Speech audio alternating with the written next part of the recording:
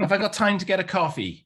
Oh, my days. We're about to start. Wow. All right, I'll get a coffee in the interval then. I'll get a coffee in the interval.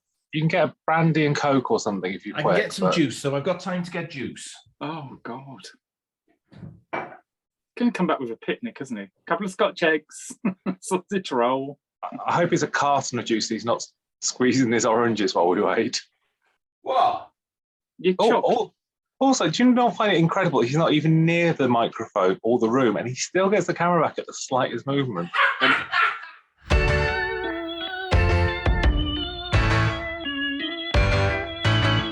Hello, everyone. Welcome to Talking About Who. This is Season 3, Part 4 of 5. Ooh.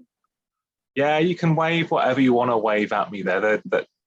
I'm talking to them. I hope I'm not talking to anyone at home here.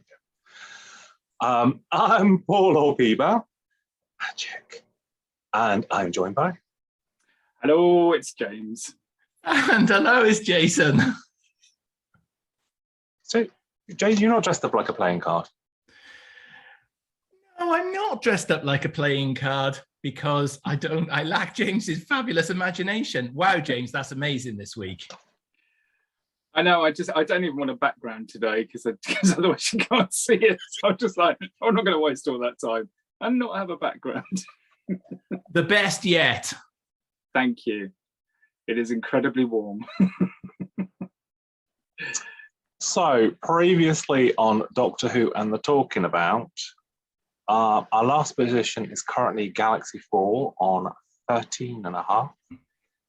Followed by The Massacre and Mission to the Unknown, both on 20.5. Followed by Myth Makers and The Ark, both on 21. And our current leader, thanks to James's 10, on 24 points, is The Daleks Master Plan. Oh, I enjoyed it. You watched a recon and gave it 10. Exactly. That's how much I enjoyed it. It's almost a Katy Perry song that never was. We kick off then this week with Celestial Toymaker. And yes, I think before we start anything else, it's not just one hardback, it's two. How can you have two of those? That's no. I know. It's just one of those things, isn't it? Just one of those things. Actually, I really love the art on that one. A really nice cover. So I've got two of those, one for casual, one for best. That's a Doctor Who quote, Jason. I'm quite well aware of that. From? Although it is nice that you brought Hang on. What's it a quote from, Jason? Doctor Who. Yeah, but which Doctor Who story am I quoting from then? Well, it's always difficult, isn't it, when you've not been prepped in advance as to what story. I don't know which story. I can't remember off the top of my head. I'm all loaded with facts and figures on the Celestial Toymaker. I just you said you were well aware that it was a Doctor Who quote, so I thought you might possibly know which character or maybe... You told me it was a Doctor Who quote, so that's why I was well aware of it. The turn of phrase you used, Mr. Clifford, was, I'm well aware of that, which would suggest you previously knew that before I told you this. It's from Doctor Who and the Destiny of the Daleks, if you'd like to was it Destiny of the Daleks, was it? I'm glad you told me. Thank you for that. It'll remain up here in the noggin. You'll be able to watch it one day. Now we've reviewed it. We've reviewed it. Haven't we done the special on it as well? We have. And still he didn't know, viewer. Still he didn't know. Talk about picking on Jason. Okay, who has a exciting intro for us? And I'll be checking to see if it starts somewhere outside time and space the way it's the Celestial Toymaker. That's my intro gone for the burden then. You can start us off, Jason. I can't possibly start. He's got me in. No, he hasn't. Okay, so the Doctor is invisible. And I don't really know why he's invisible. He just becomes invisible at the end of the Dalek Master Plan for no real reason other than the ship is under attack, and somewhere along the line, to get him back, Stephen and Dodo have to play some very, very deadly games in the land of the Toymaker. Now, it's quite apt we're doing this story because there is a certain rumor flying around at the moment that this particular character may be back. But wow, okay, this was an interesting one to go back and have a look at again, because obviously it's one where we've only got the last episode, one that I've seen many, many times, especially as it came out. It came out originally on the Hartnell Years box, I think. But it's, for me, it's quite an imaginative script, because when Doctor Who ventures into the land of sort of fiction, really, to a degree, with this, as this story does, you've got the deadly playing cards, the dancing ballerinas, the sort of characters, the dolls out of the cupboard. These either work or they don't work, and I'm a bit on the fence with this story. It's a bit of a story. I love the Mind Robber, and that does it really, really well. Not quite convinced this one does it quite as well. But good premise. I think both of the companions, Stephen and Dodo, work really, really well together in this story. Dodo's accent seems to be settling down now into something quite consistent as it comes through the story. Yeah, it's an interesting one. I'll be really interested to hear what your thoughts are on it, I think, because I'm a bit middle of the road on the Celestial Toymaker. Well, I'm going to break tradition and go straight in with a fact, because you have just mentioned about William Hartnell being invisible. Now, he did have a holiday during this, so there was a hand, which was another actor wearing the Doctor's ring who appeared on screen.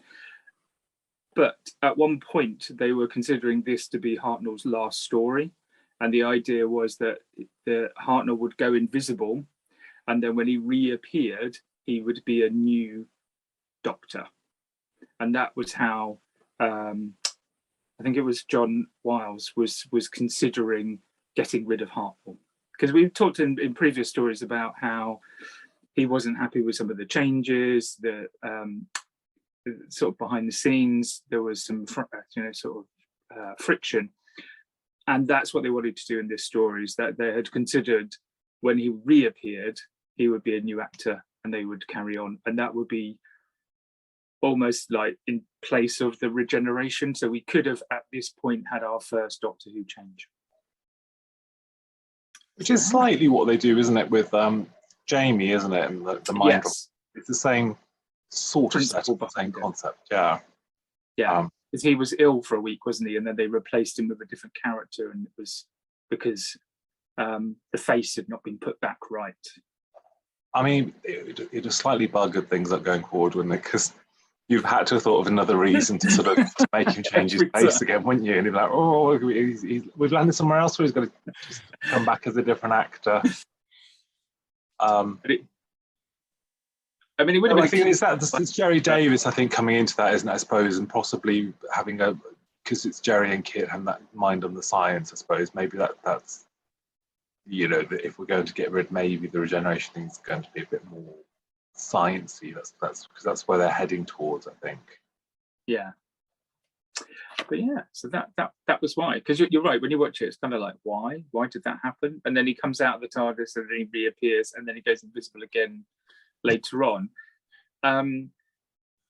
This story is an interesting one, and I like it because principally Michael Gough, who I think is just brilliant as the Celestial Toymaker, and he doesn't appear very often. A lot of it's just his voice, or he appears for a few seconds and then disappears. But I think there is a real menace about him. He's got a lovely voice anyway, and we've seen that in other Doctor Who stories. But he does really bring something to that character. I think the rest of it, the sort of cliches, and the BBC had to actually put a disclaimer out in front of one of the episodes, because there was the BBC show Billy Bunter was running at the time, and one of the characters they felt was too close to the BBC character, so they had to put a disclaimer out to say that any sort of likeness was incidental, it wasn't deliberate. It's quite interesting though, actually, James, because actually they say, oh, our Billy who we know as Cyril, will defeat the Doctor. They actually reference the character as Billy in the episode. Yeah. It's about as believable as saying, the Candyman looks like Bertie Bassett. How did that happen? That must be a complete coincidence. Anyone at home that thinks it's the same thing is wrong. Is wrong. I know, it's really daft. I mean, but I think that the sort of set pieces, the sort of little puzzles that they go through, I'm not quite sure that they 100% work. I like the idea, but like you say, the mind robber does it in a better way, I think, and in a much more believable way than here we have these sort of series of challenges that don't really seem to be that challenging in all sort of, when you, especially when you're like the one in the kitchen where the key is in the pie and it's the last thing that they've looked at. It's the challenges are quite simplistic, although they are quite deadly in some cases. So I think it's a great idea, and I think if rumors are true, and spoilers, Celestial Toymaker's coming back, I can see that working. I can see why, because the character is intriguing, interesting, quite obviously powerful, and a good match for the Doctor. And he says, I've come across the Doctor before, so I think he's a good villain.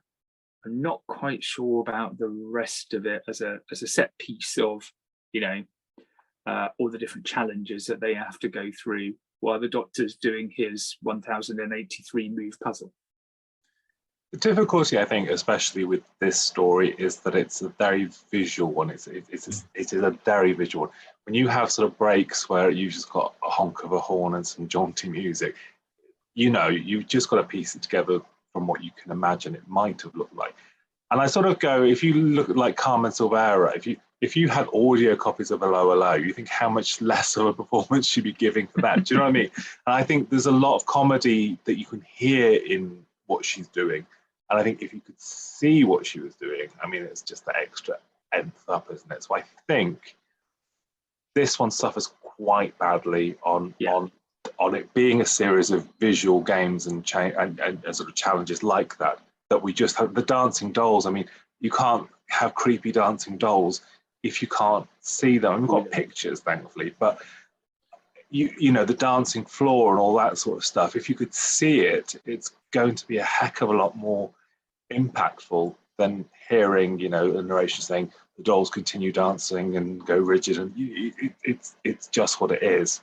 So I think I'm going on a limb to say I think this one is a big sort of casualty of a lack of any sort of telly snap. And we have got some beautiful colour photos, lots of lovely colour photos, but I think we need to see more. I pick up Michael Gough. I mean, he was a big star at the time. He still was after him. He's a film actor, lots of amazing sort of horror films. So he knows exactly what he's doing and how he's playing it. And he's possibly a bigger name than William Hartnell by that. But I don't know. Yeah, potentially. So yeah, and it's incredible because he does so many great roles and so many other great films. I love him in obscurely Dr. Terror's House of Horrors. That's that's brilliant. He's good in that. But then he comes up for Arc of Infinity and it's just piddled up the wall in a terrible role. Anyway, so it is great to see him in this. I would like to think that had he done Nightmare Fair years later, that it would have been the same thing, although it's not a great story, The Nightmare Fair, if anyone has troubled to read their way through that one. I mean, it's a miracle in a lot of ways that this story works at all, because it's Brian Hales wrote it, Donald Tosh didn't like it, rewrote it. Jerry said, then Brian said, yeah, that's all right, just credit me the idea and it's your scripts. And then Jerry Davis comes and goes, I don't like Donald's scripts, and he throws Donald's that. So Brian gets a credit on something he'd had nothing to do with for months. So this has been through so many people to get to the point it's got to. It is sort of incredible that it hangs together at all. I think that possibly the least satisfying thing for me. And this was even when I saw Jason how Hartnell Years was the first time I saw episode 4. Even as a little child, I was still a little bit kind of like, when all of a sudden William Hartnell can perfectly imitate Michael Gore's voice, go for move. It's like, I'm not buying that. I'm not having it. It's just that kind of thing. He does his normal voice, doesn't he? Then he gets, all of a sudden he's a perfect mimic. Look at him go. So I think it does feel a little bit of a at the end, because it is quite a nice conceit at the end that he's like, he's the to lose is to win thing, isn't he? That you never defeat him, because if you defeat him, he'll destroy you for defeating him, and if you lose to him, then he's got you for it. So but I think that it isn't quite a satisfying thing when he's just like, oh, listen, I can talk like the Toymaker. Yeah, because he does the final move, doesn't he? And then that, because he's defeated him, then that sort of whole land disappears. His power's gone. And in some ways, that's a really ingenious thing to do at the end. But in another way, again, because you're listening to it, it's kind of like you miss the effect. I mean, the story, like you say, went through various different rewrites. It had budget issues as well. So some of the costumes were reused from other stories. You can't necessarily see that because we don't have the visuals, but I think this is one of those episodes, and we've talked about previous episodes where they've had a budget issue and they've had to make do with what they've got. And actually what they've done is probably better than some of the ones they spent loads of money on, because they've had to be inventive, they've had to be creative. Yeah. I think the idea behind this story is really good. I think potentially some of the execution wasn't where it could have been, but we don't know that. That's the problem, isn't it? Because we can't see it. And it's well noted that the arc overran the budget a little bit, so this had to have a very basic, simple approach. And I think from the telesnaps that we can see, and obviously from the last episode, you can see it's really fundamentally half a studio with a backdrop, with a back drape on it, with a TARDIS at the end, and several dioceses that are making up the count, that essentially the sort of snakes and ladders type game that's being played out. It's interesting because if you look at the richness of the color that's in the shot that you've got behind you, see, that's the kind of thing that I think we would lack in black and white. And I think probably this might have worked in its simplest form. There might just have been some very basic games at play, but for all we know, actually, it just might have been quite well shot on screen, or, the fact that it is a very simple approach that's used might just have worked. And also, of course, he's got that massive doll's house sort of set thing that he opens up and pulls the characters out of. So again, for a limited budget show, I think actually a revisit of this with visuals would probably change lots of people's opinions of it. I mean, we don't know what the trilogic game really looks like, so that again, we sort of see it in episode 4, don't we? Essentially, yeah. But, and it doesn't seem to make any kind of sense. Sense at all, does it? It's a genuine thing, though, isn't it? I mean, it's an actual real thing, because I think they had one at the Birmingham Science Museum when I went once. I was like, I can move the blocks around. It's exciting. I was younger then. I was probably a bit more excitable by a trilogic game. A lot more to excite me now. I suppose it's just like a seat to get Mr. Hartnell out for a few weeks, isn't it? What does come across well, I think, even on the audio, and I know you said, if all we had was audio of Carmen Silvera in a low, we wouldn't necessarily tell. But if you think about it, the three principal players there take on a number of different roles, because they have to approach the characterization of each of the sort of in each of the episodes in a different way than they did previously. So in some respects, for them, it was a bit like rep. They were playing through all these different characters through the sort of 4-week story. Obviously, they were in the first 3 episodes rather than the 4th. But I think there's nuances in the characters as you come through each of the episodes. And I think they managed to bring the characters to life, even in audio. No, and it's quite a horrific thing, isn't it? Because they know that they're part of a game, and that because they're real people, but they're also sort of not real because they've kind of had their reality taken away from them. That's sort of quite a dark thing. It's That's what we continue the theme on dark.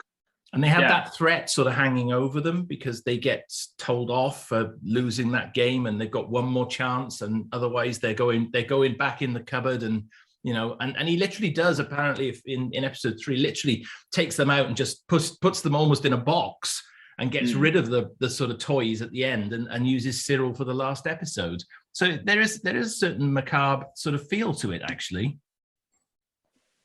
Yeah, it's pretty grim what happens to them, and and that's the fate that he wants for Stephen and Dodo to add to his collection of playthings. But the bit I suppose there's a bit I don't understand. Obviously, at the end of this, when he gets defeated, the world blows up or dissolves or disintegrates. But what happens? I mean, do all his toys just disintegrate? Does he ever get them back? There's lots of unanswered questions here. He moves to Blackpool. He moves to Blackpool. It's what everyone does when their worlds disintegrate and they lose all their possessions. They move to Blackpool. I can believe that. Because the idea is that by doing that final move and tricking him on that last point, all his power is drained away, and it's his imagination that's keeping the whole world together. So although these people were real people before, they're now part of his imagination, which is why you can turn them into toys and move them around. So by defeating him, he's broken that. The Doctor's broken that.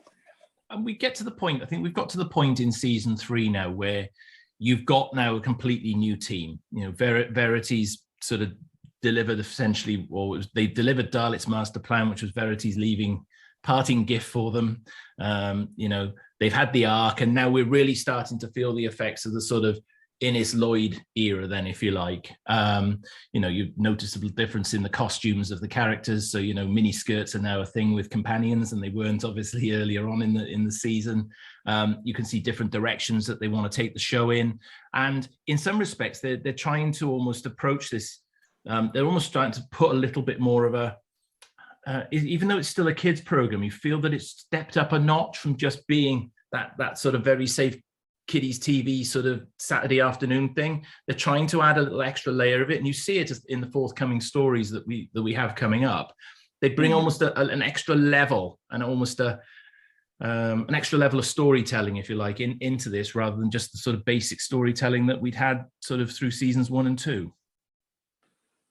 I'd say it feels slightly by this point that it's I wouldn't say skidding out of control. That's probably taking it too far, but you can feel the friction on it. And I think it isn't literally to the last story that all of a sudden goes, okay, and now it's back. This is what it wants to be. There still seems to be a kind of, because there's not a consistency necessarily within. John Wiles isn't there terribly long. No, in his coming in, and Donald Tosh, there's a lot of chops and changes, and obviously people set up scripts that they're then not there for when they go into production, and you inherit something that you're not keen on, and there's all that sort of stuff going on. So it feels like there's some strange moves going, and it's not quite hitting its footing. And this is obviously this is fantasy, which is quite a rare thing for Doctor Who. It doesn't outright do fantasy very often. No. Not that I can think of, unless anyone's willing to correct me. No, I think this is one of the rare occasions in the classic series where you sort of go into this whole world of fantasy. I said it earlier on in the piece. The Mind Robber is the other probably noticeable example of that. And I think it's a brave move. They were experimenting and trying all sorts of different things at this point. We'll get to the War Machines at some point, and we'll talk about that. But there's definitely a different feel, and whether that's as a result of what's going on in the background with all the changes. Hartnell's health was obviously causing problems as well. They were having to rewrite chunks of script to accommodate him if he wasn't well to be in the episode. This is a great example of where he's not there for a couple of weeks. He's got some voice over that they've got in the can. And, Albert Ward is playing Doctor's hand for 2.5 episodes. What a credit to have. Albert Ward. Go for it, Albert. Yeah. I mean, if you think where we are now, when we get to sort of the end of this episode, and then where we are at the end of War Machines, there is so much change to come in a very short space of time, and you can see, for me, I can see or sense the cracks in some of these. The fact that the Doctor doesn't appear for 2 episodes, because he was on holiday, but you can start to feel it, that something's going to have to give at some point, and it's an interesting one. Even though the story itself is a good idea, that it doesn't quite land properly. I think Stephen's still continuing his sort of role as the lead. As the lead, yeah. But Dodo's really feisty, isn't she? And in the previous one, she was, and it's a spirit that she doesn't lose. I mean, we can keep talking about her as we go onwards, but she doesn't lose that. I don't think there's a story where she comes in and I think, oh, they've decided this week she's going to be, a bit of a shrinking part. She's quite gutsy, actually. It's surprising, because I don't know whether I've necessarily sat and thought, I haven't sat and thought about Dodo at great length, but I mean, it is an interesting thing doing them in this sequence and going, oh, actually, she's you're kind of led to believe that she's a bit of a failed thing, because she comes in and then she's chopped quite quickly, and and then it's Polly and Ben, and that's all lovely and all. I think there's a sort of compartmentalized view that little enclave is Dodo's a flop, and that's why she goes. And it actually isn't the case. I think she really does work it. It's just, I guess, Inez is looking at this and thinking, I'm coming into this now. I've got to change this show up. I've got to take it into the direction I want to take it in. And this isn't the setup I want. This is what I'm going to change. I'd entirely agree with you. I think the companion pairing's working really well, and it has been interesting to go back. So I think you're right. I think people are guilty of compartmentalizing this particular area of the show. Oh, they got rid of Dodo quite quickly for those reasons. But actually watching the two of them together in what we can see in the episodes that we see, particularly in the next story that we'll talk about, I think that as a companion pairing, they're working really, really well. Stephen's portrayal, Peter's portrayal of Stephen throughout this, I think's been strong really throughout, and I've reappraised my opinion of Peter's performance in the show, actually having gone back and done this sort of rewatch of these. But I'm really quite. I can believe that the pairing that we've got on screen right now, and it's working quite well for me. Yeah, they're very strong together, and I think P-Bal, you might have said on this last recording, he's now a leading man. Stephen's a leading man in his own right. He's in it more than the Doctor is, and he's the one that's getting involved, finding out what's happening. I mean, it's really a great narrative in this to separate them, and you've got Dodo and Stephen going through all the sort of challenges, because he is a natural leader. He does take charge, and you're right. He carries it really, really well. And I think if you didn't have that strong combination between the two of them, I think this story and the next story really wouldn't have worked as in the way that they did, because they're carrying it. And poor Peter gets the immortal line, doesn't he? I'm going to see if there's an invisible force field around his backside in a minute. Yeah. Lee said about that. Or Lee said about the nursery rhyme as well. That always sets Gallifrey base ablaze. That's it. We've melted GB. You've just done it there. I swear, it's like an advent calendar. Every 2 months, somebody will post on the missing episodes for him. Well, if the episode comes back, what about the nursery rhyme? It's like, oh look, of course, it's not even on the. It's faded for the audio, isn't it? It's like, of course, they're not going to put that in. Yeah. You're right. It's one of those that will never get played out. It's of its time. You know, it's likely to get faded down, played out, whatever. But you're right. I always love it when GB kick off about that. That's always good fun on the Missing Episodes forum over there. Not that we venture onto such things ever, obviously. Oh no, I've never been there. I'm on Galaxy as myself, though. I'm not an internet troll. Before anyone wonders about that, my face is on my avatar. What I say is what I mean. Yeah, just saying. You find the sassier ones have usually got a combination of numerals and a Doctor Who picture.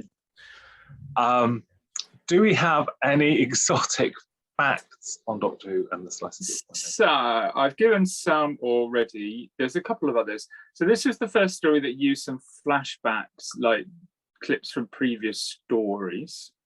To one of the points. Oh, Jason's looking at me. There's probably going to be another one that did, but there's some flashback sequences to previous on the screen on the robot, you mean? Yeah.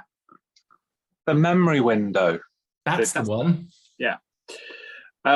So you were talking about the Trilogic game. So apparently Peter Purvis acquired the prop for it. So for the Trilogic game, but thought it was a bad omen because, as we'll find out later on in later recordings, he found himself unemployed, and he felt that the Trilogic prop was a bad omen. So he got rid of it, and then the day after he got a role in Z Cars, and then shortly after that he got his role in Blue Peter. Oh, I feel like I've got to ask him that question the next time I was thinking the same. The Phantom event. I think next time I see him, I'm going to ask him. Although he's probably equally miffed now that he hasn't got it, because that Trilogic game was worth a pretty penny now at Bonhams. So yeah, we talked about the Cyril character, because originally they wrote it as the Artful Dodger, which would have been even this character has no relation to Oliver Twist at all, so we've called it Artful Dodger. So, yes.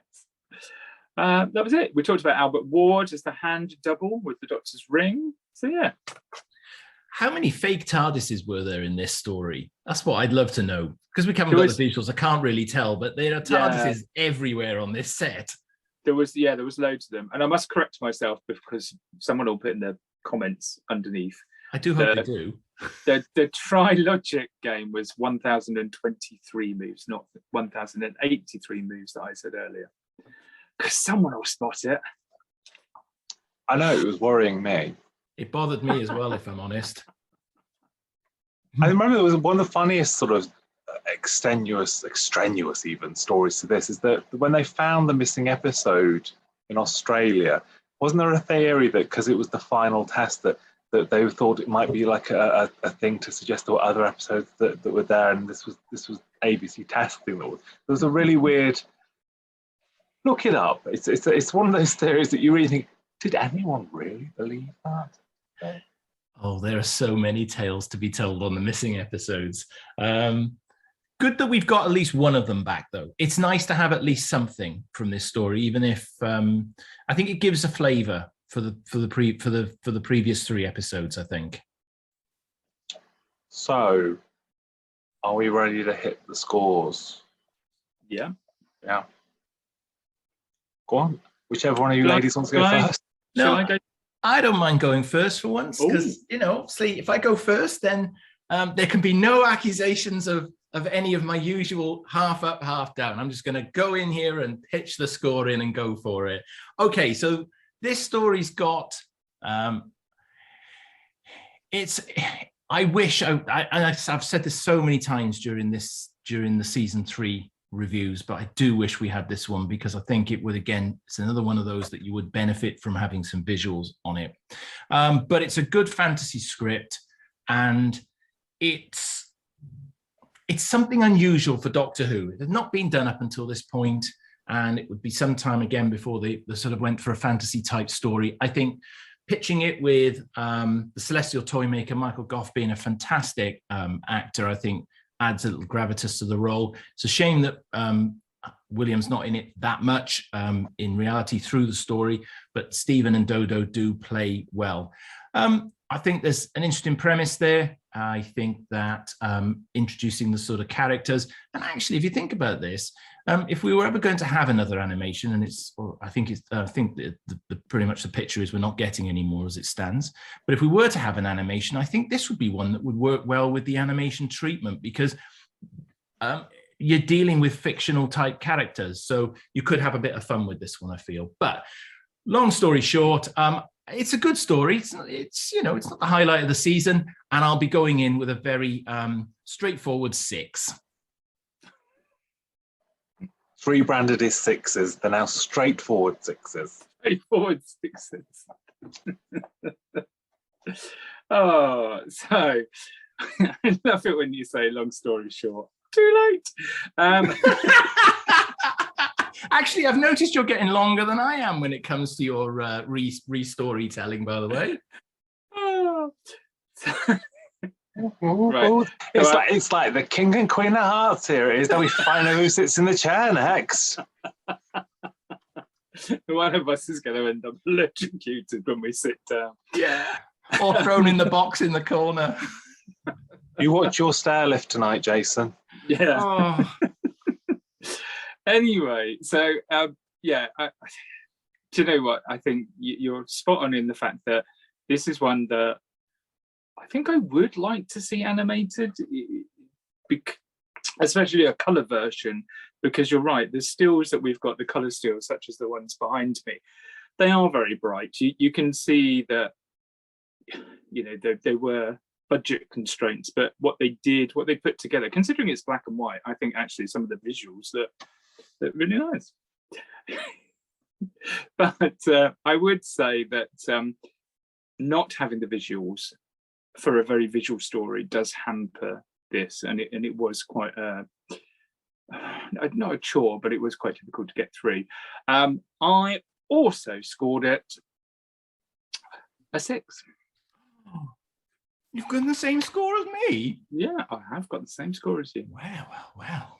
Didn't want to put it half up or half down? No. Honestly, ladies, play nicely or don't play at all. Anyway, Jason had to chew quite a lot of Turkish delight before he managed to get that Barbin viewer, in case you were wondering. I know, I was watching him chomping away while I was giving I did have a little nibble on my Turkish delight there while James was giving his summary. Anyway, I had a box of them whilst Jason was doing his.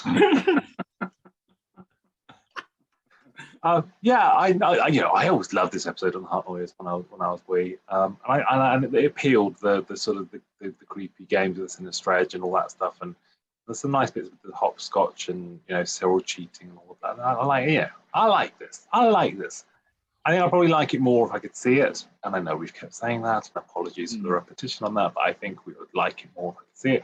But I'm happy on what I've seen and what I've heard, and the star power of Michael Goff. I'm happy to award Doctor Who and the Celestial Toymaker more than you two stingy old queens. I'm going to give it 7. Oh. So I've taken both of your half ups and made it 1 up. Oh, very good. So I was covered on either one of you going first there because both your halves are there. So which gives, sadly, Celestial Toymaker only 19 points. Oh, well, that's actually because it probably deserves a little bit more than that, I think. Oh, you scored it 6. No, but I thought James may have scored it slightly higher. Oh, so you're scoring. You were just going. James says. No, I wasn't. Anyway, it's not going to trouble the top of the leaderboard. I mean, it would storm it on season 20, but it's not going to trouble the leaderboard here.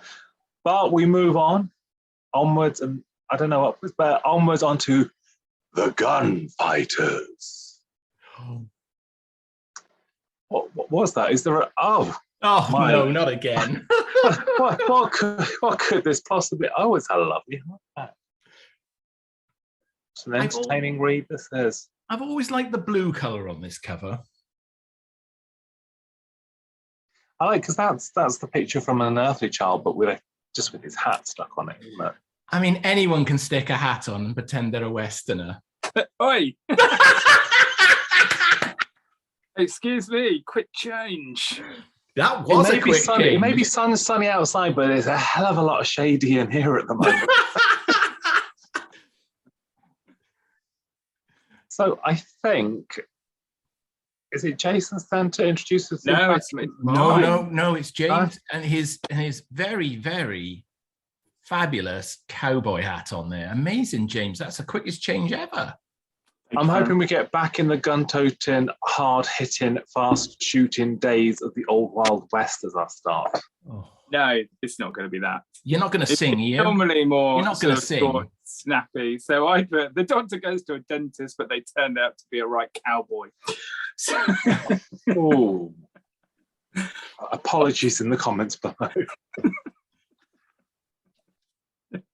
Yes, we are back in time to the Wild West. At the end of the last story, the doctor suddenly went, "Oh, my tooth," and we are for some reason in the Wild West looking for a dentist who turns out to be Doc Holliday from the infamous OK Corral, and we are back for a historical, which is fine, you know, historicals are okay, but it's a historical that doesn't necessarily stick to the actual story of what happened. And for one sort of time only, is musically narrated by Linda Barron, and at one point Peter Purvis as well. So yeah, so we have this sort of Western story which is also partly musical. That's me opening. There we go. Okay, this ain't been out for a while, but I'm bringing the Marmite out today for the first time in a long time. We haven't had the Marmite out for ages. And this is really a Marmite story for me, because there are an awful lot of people that sit on the fence of not liking this. And I'm going to tell you, I'm sitting on the fence of liking this story because it's actually quite a decent tale. Okay, it's not historically accurate in any way, shape, or form. But you know what? The first attempt at a classic Western in Doctor Who, and I think they really pull it off. I remember buying Doctor Who and the Celebration book, and we're going back to the early 80s here. And that book absolutely slated the Gunfighters.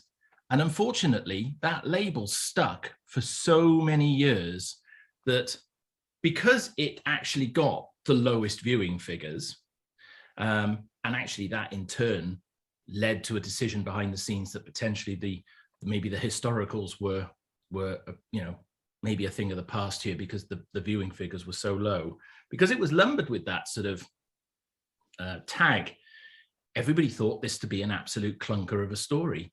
And you know what? It's not. Okay, look at it as it stands. It's quite melodrama in its approach, but I think it's a real good attempt at an era of Doctor Who that we hadn't had. I think it's great to always see the characters dressing up and joining in and getting involved in the historical action that's going on at the time. And to what I think the studio sets for this, they actually look really, really good. You know, you've got real horses in the studio and they really are trying to push the boat out and try something a little bit different. If you think about the last historical story we had, the massacre, you've got this one. I'm going to go head over heels on this one. This is actually a really good story. What do you like about it, Jason? If you say the script, I will come through the screen and I will pull off your head. No, I'm not going to say the script. I just think it's a great attempt at trying an era that hadn't already been done. You know, it's quite authentic. Okay, it's not historically accurate, but it's authentic. You know, it's a sort of a premise that kids of the 60s and 50s would have grown up watching lots of the sort of Western type programs that were around at the time, sort of your Bonanzas and all of that sort of thing. It's something that's instantly familiar to the child audience at the time. And I think they realized it quite well on screen. I would be mistaken for I was watching at times a black and white movie rather than a black and white TV version of it. Interesting, because I think sometimes there's a reason why American television do things that we don't do, and sort of vice versa. And this is one of those things.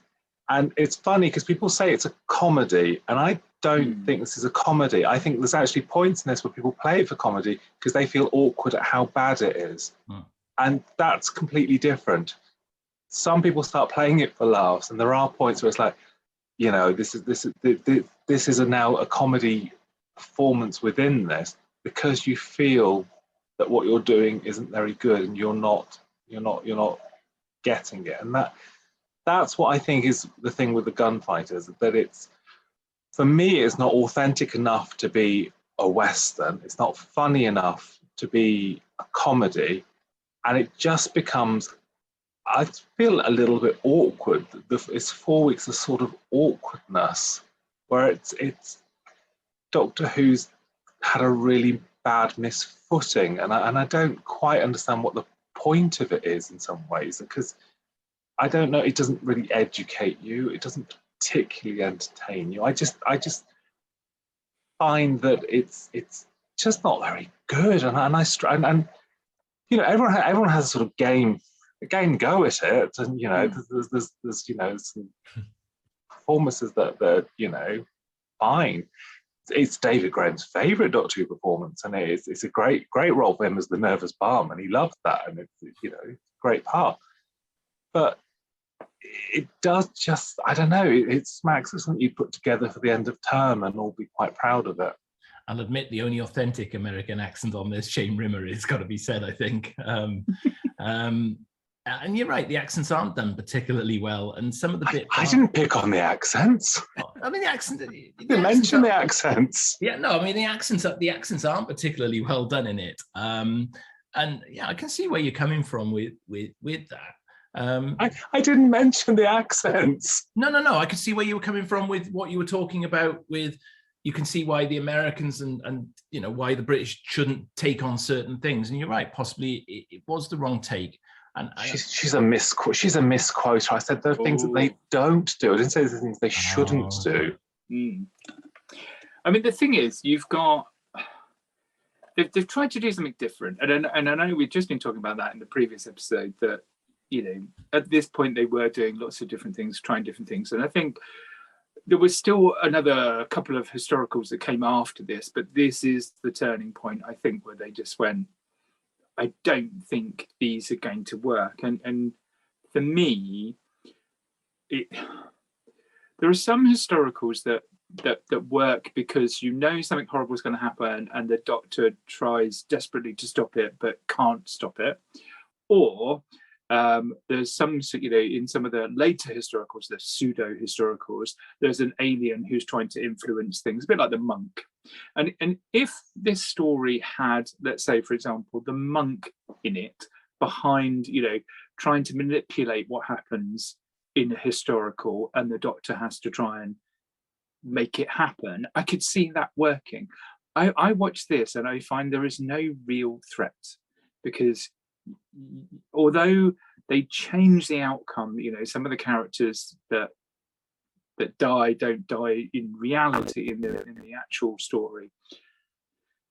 There's not really a great threat to the Doctor, Stephen or Dodo by the time we get to the end, and all the sort of characters are in place. They're just waiting for it to happen, and then they toddle off in the TARDIS. And I think there needed to be some other element to it, something that where the Doctor was having to put things back to how it should be, or, you know, there was some other sort of sinister threat, because it comes across as a light-hearted, and I won't use the word comedy. I know some people, when I was reading about it, some people said it was a comedy. I don't think it is, but I think it's the narration, the musical narration, and the ballad make it feel very different, make it feel very not Doctor Who, and so it kind of lands somewhere in a sort of bit of a void as to what's this story trying to to do, and I found myself just watching it going, I don't, what am I supposed to be worrying about here? What am I supposed to be like latching onto and going, oh, this is great, or this is really, I'm really nervous about this, because there's just not that much in it. And like you say, I mean, I remember watching westerns when I was young. My dad would put them on a Saturday afternoon. We watched Bonanza and things like that, and there was always some plot line that you could follow and get involved in, and there isn't that much here in order for you to engage with it. And then the flip side of that, and we've talked before about particularly for Hartnell, some of the comparisons to the Carry On films, and we've had that kind of cheeky humor in other stories. Carry On Cowboy went before this, but they could have either played it completely for laughs and done that kind of pastiche, but I don't feel they went too far the other way and made it a serious drama. It kind of just falls somewhere in a crack in between for me. I do wonder whether any initial thoughts on when it was commissioned and written were gearing towards it being a bit darker, because it's not a cheery story in a lot of ways at the end of it, and maybe things are lost in translation on different script editors and producers coming through and by. I know Peter hates this, doesn't he? Because he has to sing the song, and the script was that Dodo would sing the song, and she said, Jackie, I can't sing it. So he had to sort of do it, and he just doesn't like any of it. And it isn't particularly a strong one for him. I mean, I think Dodo is still sort of super feisty in this. But again, it doesn't feel... It's one of those stories where if Doctor Who and his plucky assistants weren't there, it doesn't feel like anything would be any different. They aren't really particularly involved in it. And there's nothing necessarily wrong with that. I mean, if you look at Revelation of the Daleks, Doctor Who and Perry aren't particularly involved in it for all of it, but it still works. Whereas this, it just feels like you're sort of doing something. You're doing your Western, but you haven't Doctor Who'd it up, for want of a better word. There isn't a point where he realizes this is the situation and they've got to get out of it, or they've got to manipulate it. They just sort of roll along, and every 5 minutes, Linda Barron tells you what's just happened on screen in a vocal style, which is lovely. And it's lovely that we've got her there. I'm still waiting for a club mix, but it is one of those things that I don't find it actually offensive, the ballad thing. I think it's quite a fun thing, and it's quite a sort of innovative thing for Doctor Who to try. But it is literally just what you see on screen. It's just sung back to you, and it kind of just feels like, nice. Jason, tell us some more things that you like about it. I will come in and say about the ballad, I think towards the end, particularly when it is literally telling you back what you see on screen, it sort of loses some of that jauntiness that I think the ballad's got in the first couple of episodes, and it all gets increasingly darker in the way that the storytelling is being done by the song. I kind of like the fact that it's got something like that, and I think this shows, I think that Doctor Who at the time was in flux. It goes back to what we just said in the last story. And this is probably just another way of them pushing the boundaries, experimenting a little and trying to come up with a historical that just had something a little bit different about it, possibly over and above something like The Massacre or some of the earlier historicals that we'd already had. Yeah, it's definitely lighter than The Massacre. I mean, it's although... like you say, I mean, it does end up with the legendary showdown at the end. It is lighter in tone. There is a little bit of not necessarily humour, but there's a light-hearted touches. You've got the mistaken identity and things like that. I don't mind the musical narration. I think as it kind of fits in with the Western theme. But my problem is the story, doesn't stack up as well as you would hope. And the sort of costume dramas are what the BBC are really good at. And in this case, we've got the costume, but we don't have the drama. That's how I feel about it. Yeah, I think there are good performances in it. I think like Sheena Marsh is actually sort of good in it and believable, and William Hartnell. I think we've got Lawrence Payne. I think there's some good performances in it. I just don't. I'm like Margot in the. I'm like, what's it for? I don't understand what's it for. I don't. That's why it fails for me, and it's not because it's dreadful. I don't think it's the worst Doctor Who by any means. It's just, as I was watching it, I was just willing it to be finished. That's not great, and it's odd because I was sort of thinking, isn't it a shame that this is here and we haven't got the myth makers, we haven't got the Celestial Toymaker. There's a few I was like, oh, isn't it a shame that you can't pick and choose? But I thought, can you imagine trying to just battle through the Gunfighters on audio or campaigning for the Gunfighters animation? I mean, it'd be horrific, wouldn't it? Yeah, but it would be hard, particularly with the song, I think. So it would be a difficult one to try and visualize, that's for sure. I mean, Rex Tucker had his name taken off the last episode, didn't he? Because there was a bit of a conflab, wasn't there? Yeah. And it's Rex Tucker always thought himself above Doctor Who anyway. He didn't really want to get involved in it back in the early days when he was involved with the initial sort of the original origins of Doctor Who. Well, Gunfighters didn't prove him wrong, did it? It's his only on-screen credit as director, isn't it? It is. And his daughter is... Come on. Jane Tucker. Jane Tucker. Yay! Yeah. Who appeared in the mob scene. She's there with Maureen Lane. And also considered at one point to whether or not she would sing the ballad and not Linda Barron. Imagine the joy of that. I've been like Rainbow 10 years early. Fine. I'd have enjoyed it. She's lovely. She is. Do we have any exotic? I mean, my exotic is that Peter Purvis was flatmates with William Hartnell. So, a couple of things. Patrick Troughton was offered the role of Johnny Ringo to begin with, but turned it down due to reading the script. Yeah. So he was already on their radar at this point. The OK Corral was the last individually titled story until Invasion of the Dinosaurs, because Invasion gets its own in episode 1, and then it's Invasion of the Dinosaurs afterwards. Anthony Jacobs, who played Doc Holliday, brought his son to the set, Matthew Jacobs, and he would later go on to write the 1996 Paul McGann movie. Bit of trivia.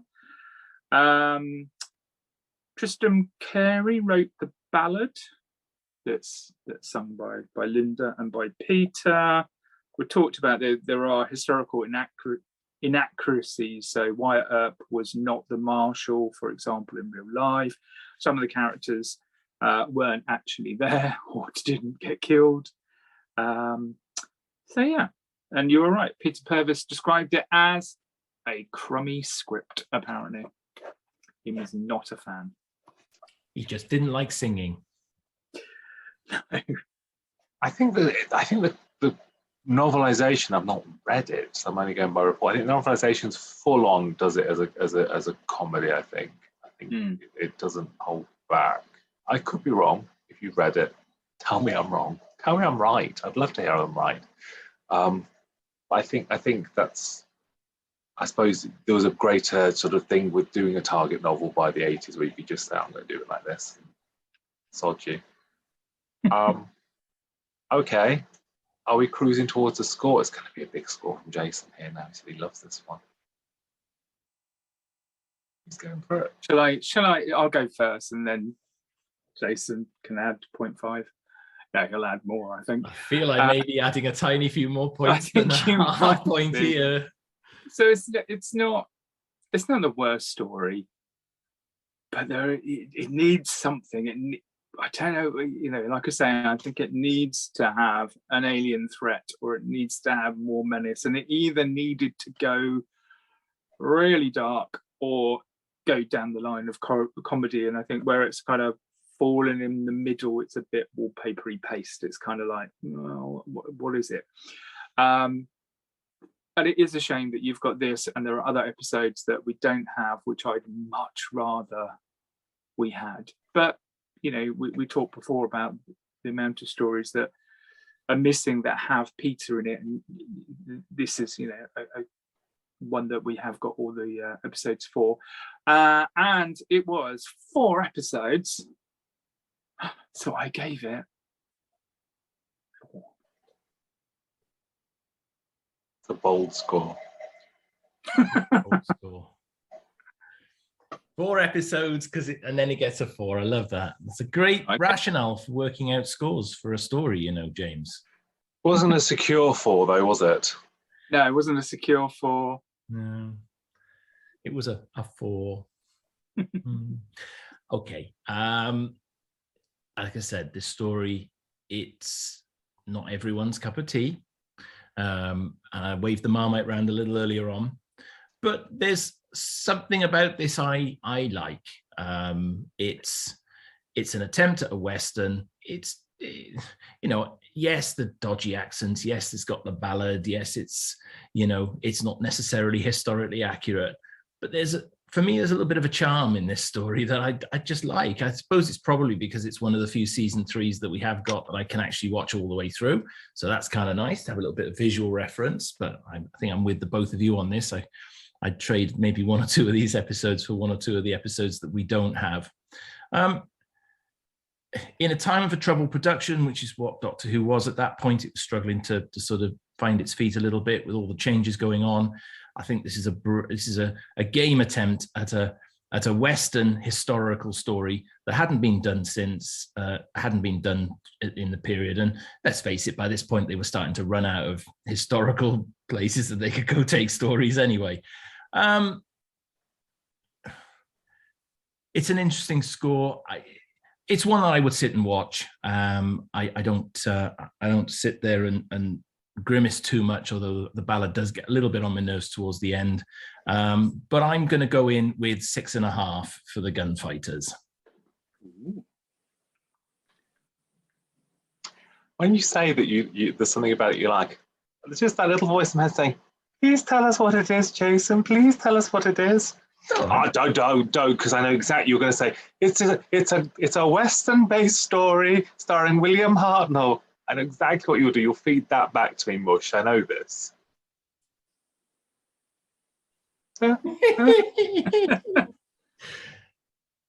Anyway, we can't all like the same stories, can we? No. Fact check here. This is BBC fact check. I don't care who likes what in what capacity, who likes something more, dislikes something more. All I ever ask, and I'm happy I've spoken with a few people on here when they sort of put comments and things. I will happily ask, what do you like about something? I'm not telling you shouldn't like something. I think everybody should like something or dislike something. Everyone should have their own reaction to something. All I ever ask is what has led to that. What's the reason, or what makes you like something? So I'd never tell you can't like the Gunfighters. I'd never tell you should adore the Celestial Toymaker. All I would ever say is what's the reason behind it? Because you never know. You might say, oh, well, I think this is really good. And I might go, oh, actually, do you know what? That is something that I've not really considered on this, and I should have a look at it again and readdress it. I wouldn't tell anyone to have an opinion on anything for that reason. Apart from Eurovision, I mean, everyone should love Eurovision. Cardiff should get Eurovision. That's what I say. So you could waddle out the door and keep an eye on all the pretty young gays that have come to watch it. Nothing to do with the actual contest, is it? Send it to Glasgow. It's safer than being near Jason. I was going to say, imagine all the security they'd need. Anyway, Doctor Who and the Gunfighters. Yeah, it's one of those. I think it has. And again, we've sort of spoken about this already, but these preemptive things, and Jay said about the celebration book dissing it, but it is always one of those that you get the sort of the episode guides and people say it's crap, never been good. And I think it's probably fair.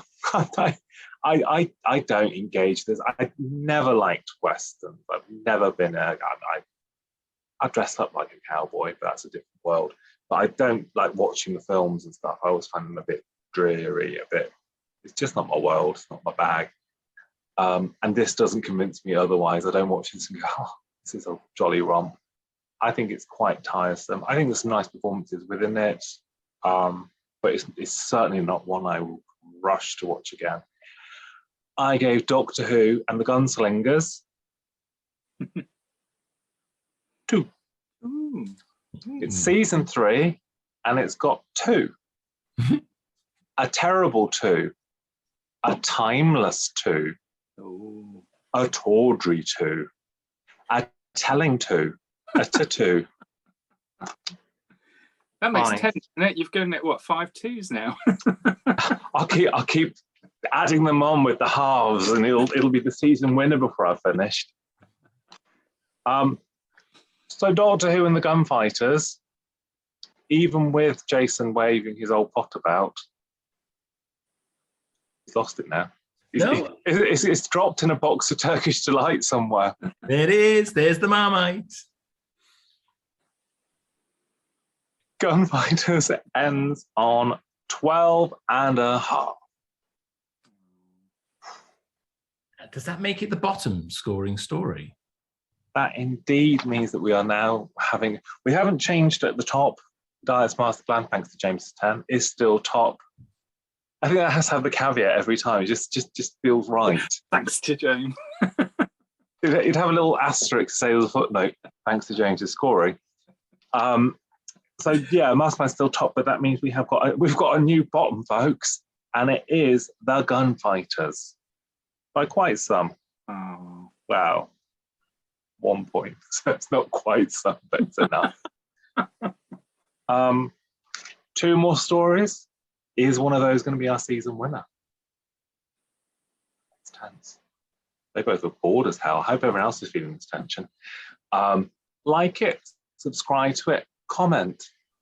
I'll answer. Like twice a week, I think I'll answer. Possibly more. Thank you very much. Pleasure as always. Thank you very much. Yes, thank you. So like, subscribe. We'll see you next week for more script liking.